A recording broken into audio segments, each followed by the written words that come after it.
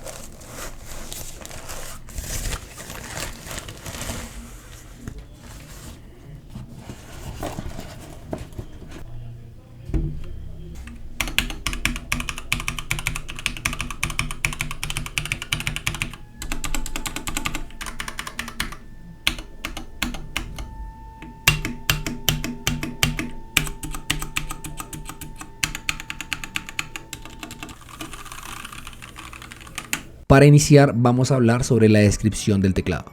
Recuerda que en la descripción te voy a dejar el post para que puedas ver la descripción completa de este producto con especificaciones y dónde poder comprarlo. El teclado Keychron K6 es un teclado mecánico compacto con diferentes funcionalidades. Hablando un poco del diseño, la marca dice que se inspira en la misma comunidad y en el diseño del teclado permiten que los usuarios accedan a teclas de función multimedia esenciales de Mac y Windows a través de combinaciones de teclas, sin mencionar precisamente las teclas más importantes para aumentar la productividad, como las teclas de flecha, los botones, el inicio y avance y retroceso de la página. Al mismo tiempo la reducción de teclas que son poco necesarias. En cuanto a la función inalámbrica, el K6 puede conectarse hasta con 3 dispositivos vía Bluetooth y de igual forma puedes conectarlo a tu computador con un cable tipo C.